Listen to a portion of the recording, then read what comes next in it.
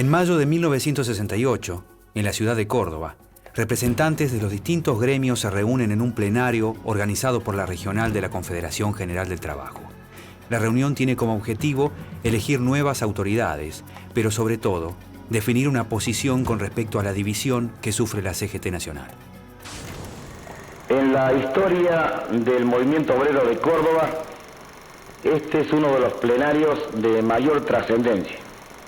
Lo digo porque se ha de definir una actitud de militancia y abierto enfrentamiento a la política oficial que tantos males trae a los trabajadores y a nuestro país. Allí, los sindicatos que están bajo la conducción de dirigentes peronistas ortodoxos, junto con los gremios independientes, se alinean a la CGT de los argentinos, dirigida por el trabajador gráfico Raimundo Ongaro. Por su parte, los legalistas del peronismo optan por conformar la versión local de la CGT Azopardo, que a nivel nacional está en poder del metalúrgico Augusto Bandor. La CGT, una vez más, se encuentra fragmentada.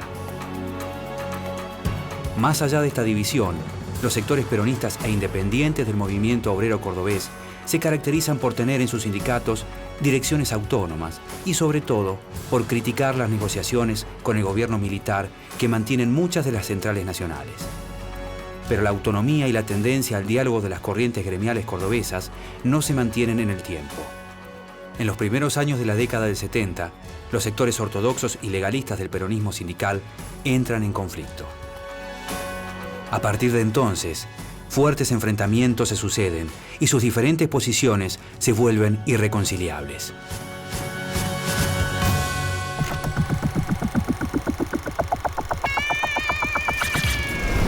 El pueblo está firme y decidido a construir su destino por más represión que se aplique.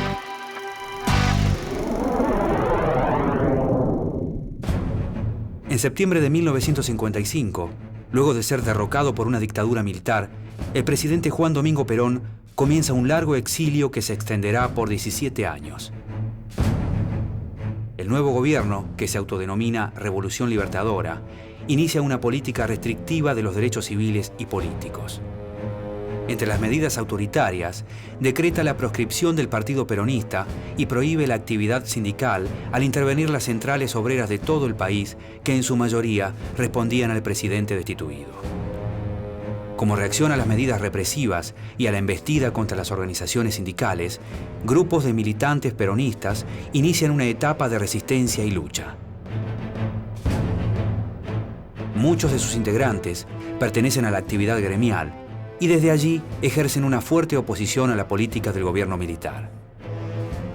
Por ese entonces, en la seccional capital de la Unión Obrera Metalúrgica, surge un grupo de jóvenes gremialistas combativos, entre los que se destaca Augusto Timoteo Bandor, un aguerrido delegado de la empresa Philips que en poco tiempo llegará a la dirección del gremio.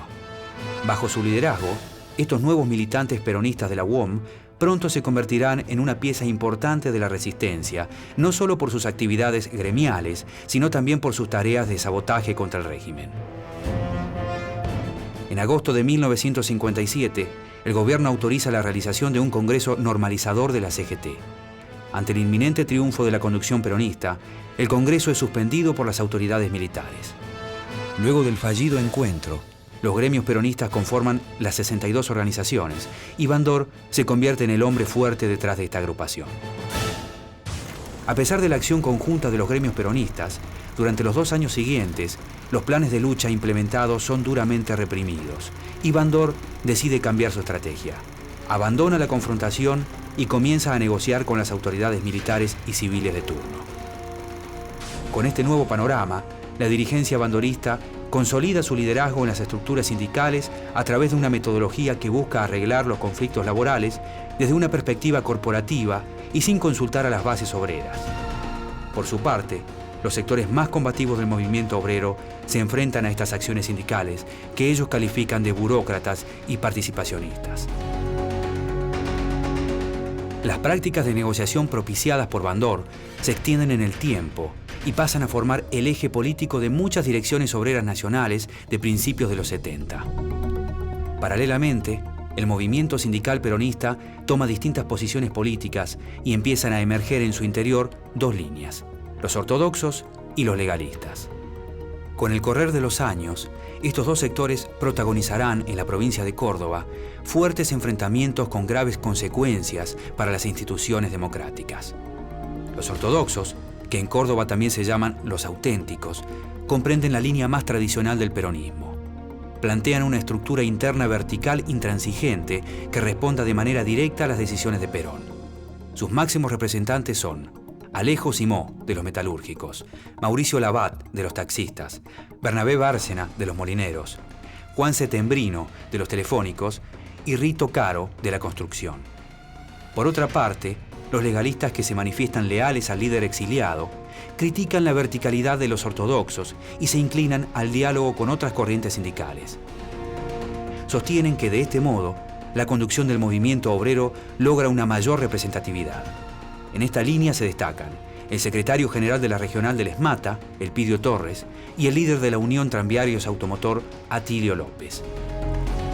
A su vez, en Córdoba existe otra corriente sindical de importancia que no se encolumna bajo el movimiento sindical peronista. Se denominan independientes y su máximo referente es Agustín Tosco, del Sindicato de Luz y Fuerza. Este sector, compuesto por dirigentes de distintas extracciones políticas, agrupa en sus gremios conducciones pluralistas y abiertas al diálogo. Desde que las divisiones en el peronismo sindical se hacen presentes, los independientes marcan durante gran parte de la década del 60 un equilibrio de fuerzas entre los ortodoxos y los legalistas. Más allá de las diferencias, los distintos sectores del movimiento obrero cordobés tienen desde la normalización de la CGT local en 1957 una gran autonomía de las centrales obreras nacionales y una predisposición a la unidad en las luchas sindicales. Para 1965, a nivel nacional, las distintas posiciones en el interior del movimiento sindical peronista estallan. El sector ortodoxo, encabezado por el secretario general de la CGT, José Alonso, acusa a Augusto Bandor de poner trabas para lograr el retorno de Perón al país. Este líder metalúrgico plantea darle fin a la proscripción del peronismo a través de una actitud legalista. Con esto busca institucionalizar el movimiento para terminar con el verticalismo y centralizar todo el partido en un comando único nacional e independiente de Perón. En consecuencia, el viejo líder, desde su exilio en España, decide acercarse a los ortodoxos y conforma una nueva conducción nacional, encabezada por Alonso. De esta manera, las 62 organizaciones se dividen y surgen las 62 de pie junto a Perón, que responden a la ortodoxia y al verticalismo peronista, y las 62 bandoristas, donde se alinean los gremios legalistas. Sin embargo, existen diferencias entre los legalistas, que son leales a Perón y pretenden un movimiento político no vertical, democrático desde las bases y abierto al diálogo con otros sectores sindicales, y las intenciones personales de Bandor, que a través de la práctica participacionista busca posicionarse como el nuevo líder del movimiento y desplazar al viejo caudillo de cara a las elecciones presidenciales de 1967. Con el golpe militar de 1966, que derroca al gobierno constitucional del presidente Arturo Illia, se plasman con mayor intensidad las políticas participacionistas y negociadoras de los principales dirigentes gremiales peronistas. Tanto Bandor como Alonso respaldan abiertamente la nueva dictadura militar que preside el general Juan Carlos Onganía. Con este apoyo, el líder metalúrgico busca una mayor base de sustento para su liderazgo en la principal central obrera del país. En Córdoba, los distintos sectores del sindicalismo que convergen en la CGT regional se oponen a las prácticas negociadoras y participativas de la dirigencia bandorista. Desde ese momento, se inicia una nueva etapa de lucha y movilización social. La política económica y represiva que instala el gobierno de Onganía y la actitud participacionista de la CGT nacional provocan un nuevo enfrentamiento en el movimiento obrero argentino. Durante el Congreso Normalizador de la CGT en marzo de 1968, la principal central obrera del país queda dividida en dos. Por un lado, la CGT Azopardo, con Augusto Bandor a la cabeza, y a la que se acopla, olvidando las diferencias, el sector ortodoxo de José Alonso, y por el otro, la CGT de los argentinos, liderada por Raimundo Ongaro, de los trabajadores gráficos, la cual promueve una postura crítica y combativa para con el gobierno militar. Ante esta situación, la CGT Córdoba llama a un plenario para el 10 de mayo. A diferencia de lo que pasa en Buenos Aires, los ortodoxos cordobeses se unen a los independientes en la CGT de los argentinos y los legalistas conforman la regional de la CGT Azopardo. Este plenario es una consecuencia también de las dos posiciones que priman en el orden nacional. La de la CGT de los argentinos, normalizada los días 28, 29 y 30 de marzo próximo pasado, y que en su programa llama a la unidad y a la colaboración de todos los sectores del país. Llama con el concepto de bregar por la justicia social, la libertad y la soberanía popular, y la de aquellos otros que sostienen la posición del participacionismo y colaboracionismo con este gobierno. Más allá de la existencia de dos centrales obreras en la provincia, el diálogo y la unidad en la lucha del movimiento obrero cordobés continúan, y esto se refleja en su punto más alto, el levantamiento popular del 29 de mayo de 1969, conocido como el Cordobazo. Esta protesta deja seriamente debilitado al gobierno de Onganía y da comienzo a una nueva etapa de radicalización de las posturas y de las metodologías de lucha del movimiento obrero. Al cumplirse un mes del Cordobazo, un grupo comando ingresa a la sede porteña de la Unión Obrera Metalúrgica y asesina a Augusto Bandor. Pocos momentos después estalló la bomba que ha producido la muerte del dirigente Bandor y si hay algún otro hombre herido o muerto, lo cual hasta el momento no se ha confirmado. A partir de esta muerte, la idea de un peronismo sin Perón desaparece, pero las prácticas participacionistas y negociadoras que caracterizaron a Bandor se extienden con los nuevos líderes sindicales nacionales. Aquí está la representación más genuina de todo el movimiento obrero. Y en el bronce nos está mirando Bandor. Su figura, su genio, su conducta, su obra extraordinaria nos impulsa.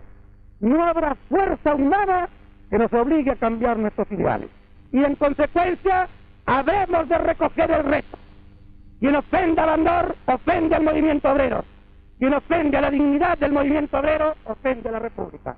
Y cada uno de nosotros habrá de asumir la responsabilidad que los hechos nos deben a mantener.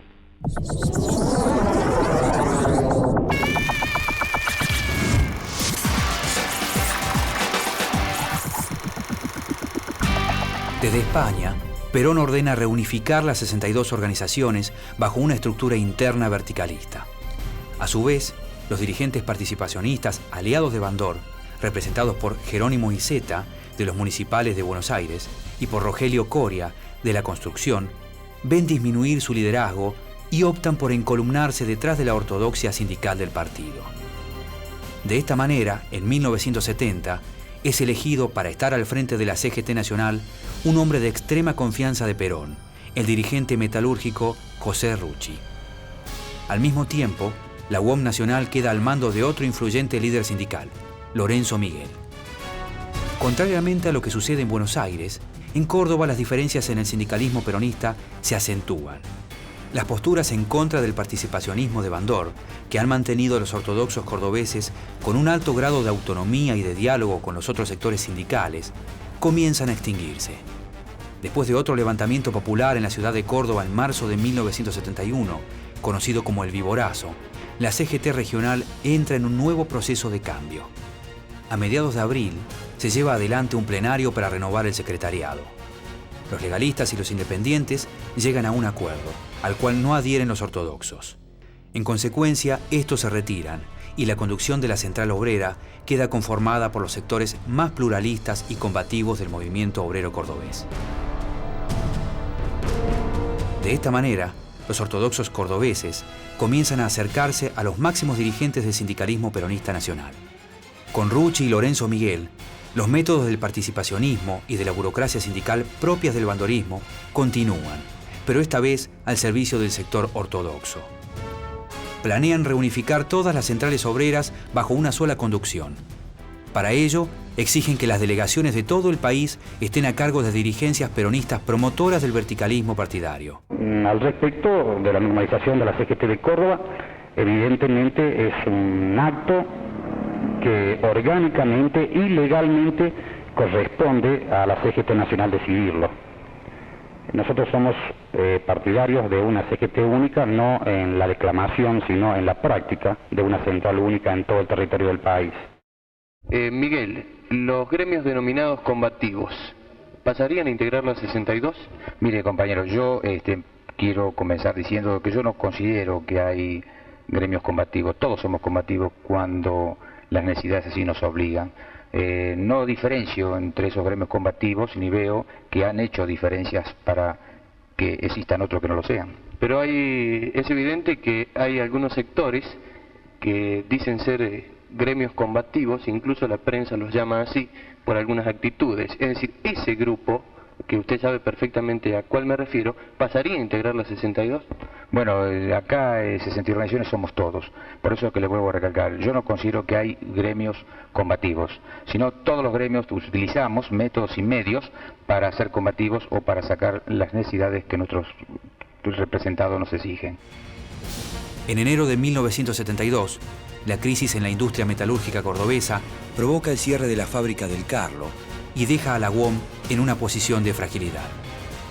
En consecuencia, Alejo Simó define su posición y se encolumna en las políticas de la CGT Nacional y de las 62 organizaciones. El hecho de haber abandonado el local de ninguna manera significa que haya cesado el estado de conflicto, razón por la cual lo tenemos que continuar y estableceremos esta noche, ¿no es cierto?, en la asamblea cuál es la nueva mecánica, el nuevo método de lucha para lograr así reparar esta injusticia tan tremenda que se ha producido acá, privando de esta fuente de trabajo a 270 familias. Después que en octubre de 1971 el gobierno del general Lanusse intervino los sindicatos clasistas de Fiat, Citrax y Tram, los obreros de la automotriz italiana quedaron sin representación gremial. A mediados de 1972, la UOM y el SMATA comienzan una disputa para afiliar a estos empleados. Ante este conflicto, la apuesta de Simó de alinearse a la CGT Nacional comienza a dar sus frutos. Nuestro convenio nacional único en todo el territorio del país tiene comprendida la rama automotor como comprendida en todos sus aspectos técnicos, administrativos y económicos. Que evidentemente eso destruye los mejores argumentos del SMATA, por cuanto el SMATA justamente carece de un instrumento convencional nacional que represente justamente a la rama automotor. A pesar de que la mayoría de los trabajadores de Fiat manifiestan la intención de afiliarse al SMATA, que por entonces está en manos de la línea clasista de René Salamanca, Rucci y Lorenzo Miguel logran a través de negociaciones con el gobierno y con los directivos de la empresa que Alejo Simó forme una comisión provisoria de la UOM dentro de la automotriz. Para finales de 1972, las posiciones legalistas y ortodoxas del peronismo se vuelven irreconciliables. Alejo Simó. Hace pocos días, en conferencia de prensa, el secretario general de la CGT de Córdoba, Atilio López, lo acusó a usted de estar en una posición entreguista por permitir la llamada normalización de la CGT que proviene de la CGT Nacional. ¿Cuál es su posición al respecto?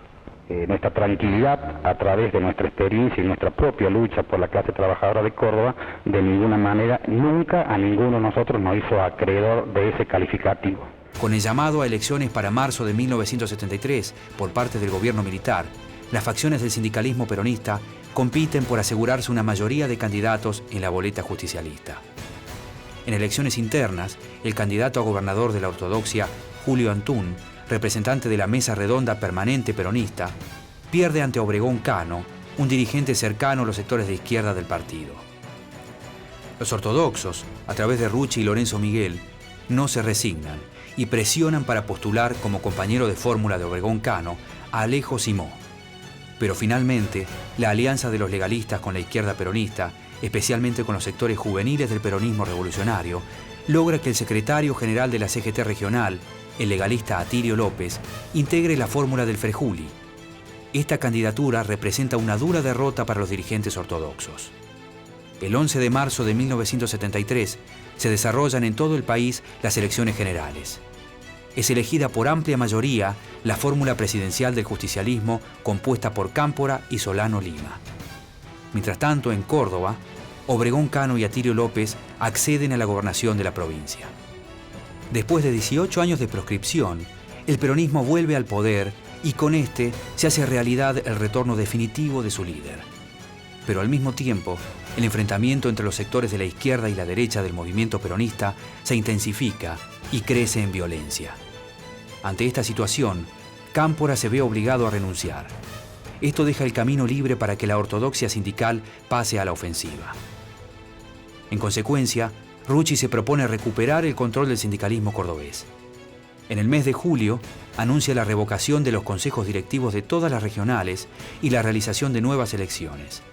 Esta medida es un signo claro de que la CGT Central se prepara para retomar el control del movimiento obrero. A su vez, en pleno centro de la ciudad de Córdoba, un grupo de la ortodoxia sindical ingresa por la fuerza en la CGT cordobesa y toma el edificio. Además, este sector lleva adelante atentados contra las sedes sindicales del ESMATA y de Luz y Fuerza.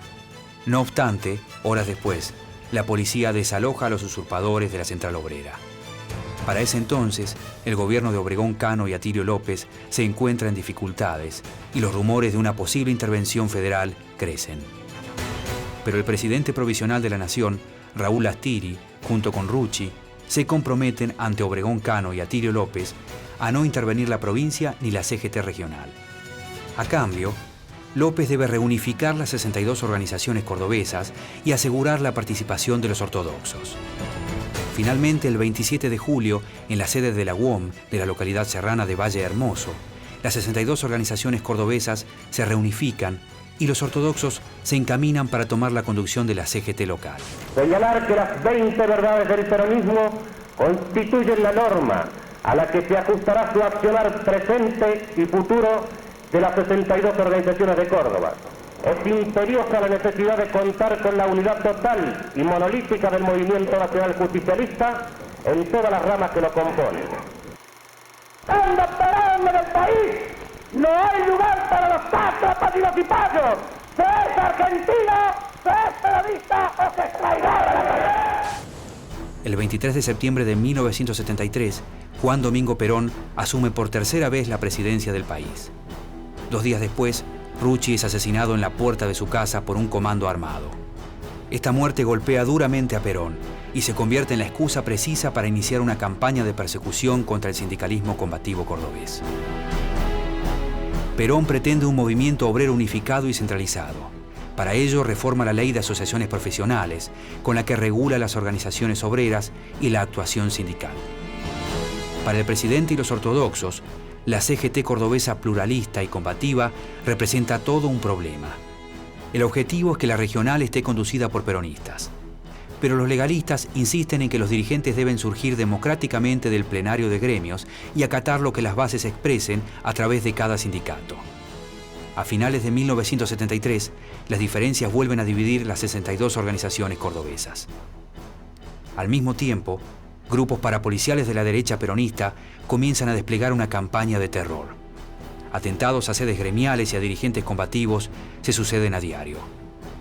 A comienzo de 1974, las versiones de una intervención a la provincia resurgen. Los sectores de la ortodoxia comienzan a conspirar para destituir por la fuerza el gobierno de Obregón Cano y con ello tener el control de la CGT regional. En los primeros días de febrero, la ofensiva se intensifica.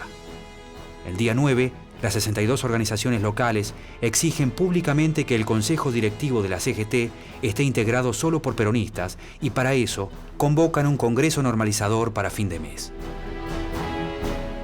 El 28 de febrero, mientras fuerzas policiales a cargo del jefe Antonio Navarro dan un golpe de Estado al gobierno provincial, los dirigentes ortodoxos llevan adelante a pocos kilómetros de la ciudad capital el Congreso Normalizador para elegir a las nuevas autoridades de la CGT.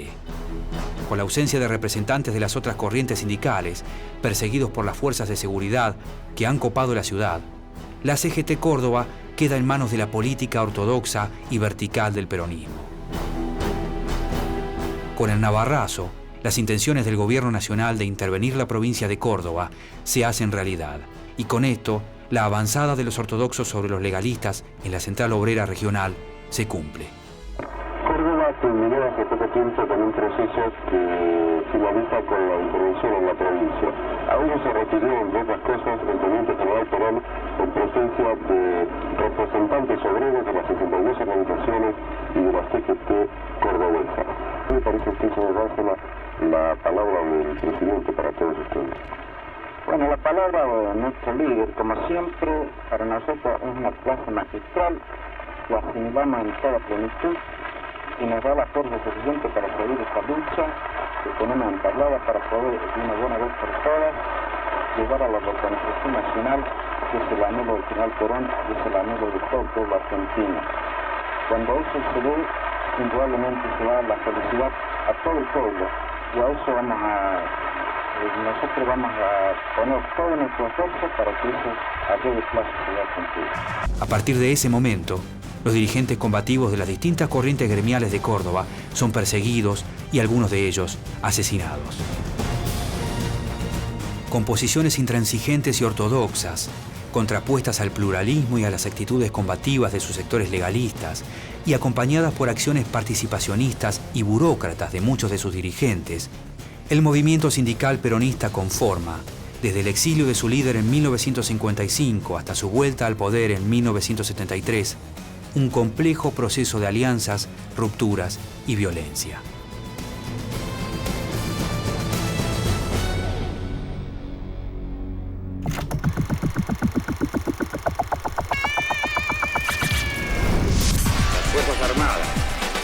Produjeron la única respuesta posible. No hay enemigo pequeño ni fuerza desdeñable, porque ya no hay pueblos aislados.